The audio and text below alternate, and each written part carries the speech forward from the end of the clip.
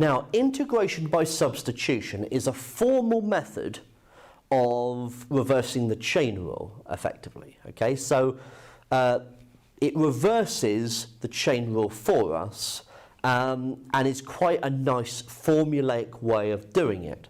So some integrals that we come across that we've got to use this method, reversing the chain rule just by looking at something like what we've been practicing, can be quite tough. All of the examples that we've gone through in the previous videos in this section on reversing the chain rule can all be integrated by integration by substitution. Okay, so what you need to do there, if you want to go back and practice any of them, is that you'll notice that they've been of this form where we have been integrating where the derivative of the inside function is on the outside. Okay, so they've been of that format. So if you want to go back and try integration by substitution on any of them, then we use a substitution, and you're going to use the substitution on the f of x that you see there. Okay, so for this example, this 2x plus 1 to the 5 dx, okay, if we were going about this using reversing the chain rule, we would have said, well, we'd be expecting 2x plus 1 to the 6. So if I differentiate that and see what I get the 6 coming down the front, the 2 coming out to the front as well, so that'd be 12 lots of 2x plus 1 to the 5. So what I've got here is actually 1/12 2x plus 1 to the 6 plus c. Okay, so that is us reversing the chain rule. I'm going to show you how to do it by integration by substitution. And as I said, we use the substitution of the f of x, that 2x plus 1. That is what I'm going to substitute. Okay? So the substitution starts by letting u be that 2x plus 1, the part of the integral which is causing the problem, which is causing it to be problematic because I cannot integrate it in its present form. Okay? So u is equal to 2x plus 1.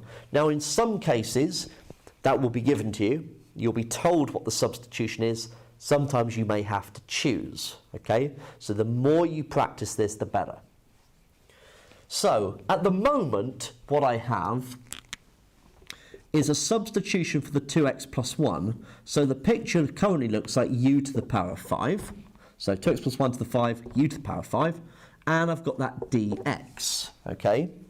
Now, I cannot integrate this when I'm trying to integrate it with respect to x, and I've got everything in terms of u. I need to make a substitution for the dx as well. Now, the way that you do this, and this is the first step of integration by substitution, you always differentiate the substitution to get du by dx. So in our case, that's 2.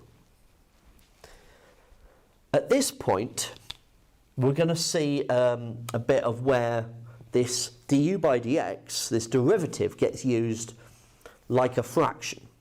Okay? So what we do is we multiply both sides by the dx and then divide both sides by the 2.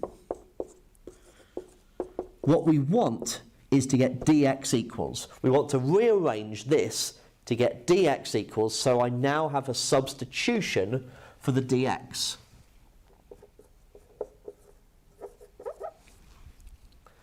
I've now reduced this problem to dealing with this integral.